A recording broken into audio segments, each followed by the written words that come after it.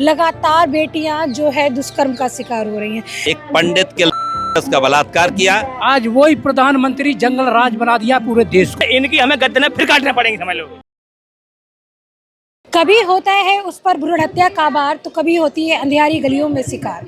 नमस्कार, मैं पूनम और आप देख रहे हैं झलको दिल्ली। इस समय मौजूद हूँ जंतर मंतर पर, जहाँ पर एक नाबालिग लड़की के साथ ऐसी दरिंदगी हो जाती है। आज परिजन जो है जंतर मंतर पर न्याय के लिए पहुंचे। आइए जुड़कर जानेंगे परिजनों से आखिर पूरा मामला क्या था, कब की ये घटना थी। बलात्कार करके हत्या की गई है। कब की घटना है, क्या हुआ था, कोई जानकारी देंगे? 31 तारीख की रात में अपनी मम्मी, मौसी और 31 जनवरी 2025 की बात कर रहे हैं। हाँ, 31 जनवरी 2025 में जो भेलूपुर थाना के अंतर्गत गर्ल्स हॉस्टल में रहकर पढ़ाई करती थी, जेई +2 की तैयारी करती थी और 31 जनवरी की रात को मम्मी से, मौसी से और बहन से भी बात की, क्योंकि कुंभ लोग नहा कर आया था और काफ़ी खुश थी। अगले दिन सुबह आने वाली थी, क्योंकि 4 फरवरी को एग्ज़ाम था और एग्ज़ाम देने के से भी पूरा खुश थी कि हमको तैयारी अच्छे से कर लिए हैं। जैसा कि वहाँ के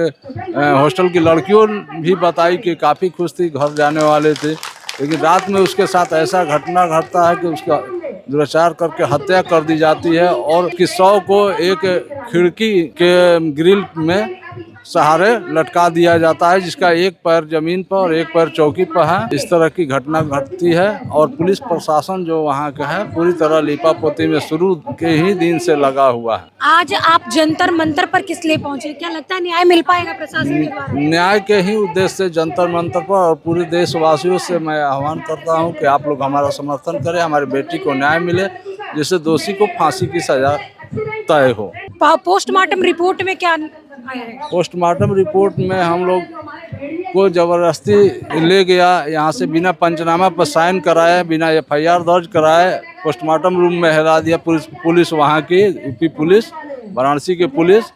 और हम लोगों को वहाँ घुसने तक नहीं दिया गया। हम लोग बोले कि वहाँ पर हम लोग को देखना है कि मेरी बेटी के साथ क्या क्या हुआ है, तो उन्होंने अभद्र गाली गलौज और कहा कि ये तुम्हारा बिहार नहीं है, तुम इस चीज़ को अपने बिहार में करना, ये यूपी है, यहाँ सब नहीं होता है, किसी को जाने नहीं दिया जाता है। जो कि हमारी बेटी को जो पोस्टमार्टम हुआ है मेडिकल पैमाने पर भी सही ढंग से नियम कानून के तहत नहीं किया गया, क्योंकि मेरी बच्ची अंडर एज थी, 17 साल की थी और उसके साथ सबूत को मिटाने के उद्देश्य से सारा पुलिस और मकान मालिक एक जो है और सब लोग मिले हुए हैं, यहाँ तक मेडिकल टीम भी मिला हुआ, टीम के गठित नहीं हुआ। ये बता दें, पूरी घटना जो है डबल इंजन की सरकार यानी कि यूपी के अंदर होती है। बिहार की बेटी यूपी पढ़ाई करने जाती है, जहां इतनी बड़ी घटना घटित रहती है।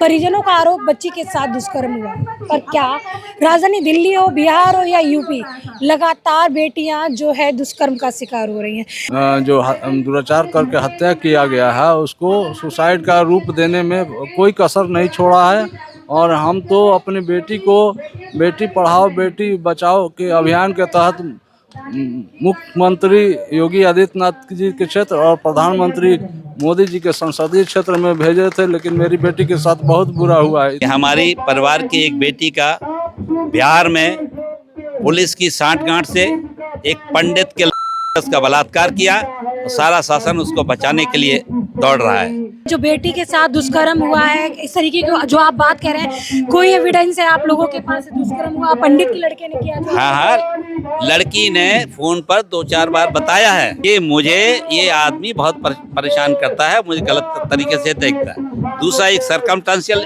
एविडेंस होता है, पंडित का वो है अतिथि गृह।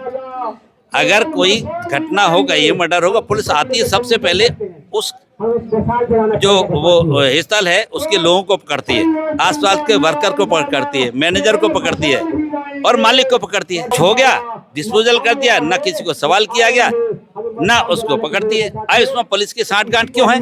क्यों अगर सांठगांठ नहीं होती तो पुलिस ये काम करती। और पुलिस बेटी को पहले पिता को फोन करती, पिता को फोन नहीं किया, माँ ही इनकी परेशान थी, सुबह से फोन कर करके पूछ रही थी, तब उनको पता लगा।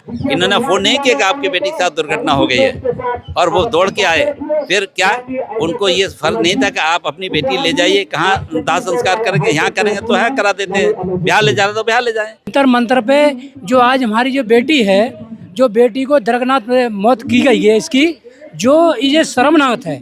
ये प्रधानमंत्री जब अखिलेश की सरकार थी तब ये कह रहा था कि उत्तर प्रदेश में जंगल राज है। आज वही प्रधानमंत्री जंगल राज बना दिया पूरे देश को। डबल इंजन की सरकार होने के डबल इंजन की सरकार ने पूरे देश को जंगल राज बना दिया। पूरा देश जंगल राज है, जहाँ देखो तो यहाँ हाहाकार हो रहा है। दूसरे देश में जाते हैं, दूसरे देश में कि कहाँ से आया हूँ मैं, बुद्ध की धरती से, और जहाँ भारत में आके बुद्ध के प्रति युद्ध छोड़े हुए। कोई भी पार्टी ऐसी नहीं है जो आज बेटियों के पास इतना जो अत्याचार हो रहा है, नारा लगाते हैं कि बेटी बचाओ बेटी पढ़ाओ, हर गाड़ी पर लिखा मिलेगा।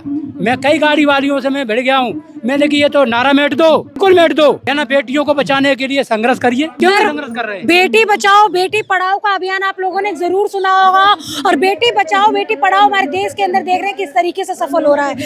आए दिन चाहे दिल्ली हो, बिहार हो या यूपी हो, जो बेटियां हैं दर्दनाक मौत का शिकार हो रही है, कभी उनके साथ दुष्कर्म होता है। आइए, क्या नाम है सर आपका? कैलाश चंद साहब। कैलाश जी, ये बताइए कि जो बेटी बचाओ बेटी पढ़ाओ का नारा कितना सफल है देश के अंदर हमारे? बिल्कुल नहीं सफल है, ये तो बिल्कुल गलत है। ये तो सिर्फ कहने के लिए है नारा कि यहाँ बेटी बचाओ बेटी पढ़ाओ, ये सब गलत है।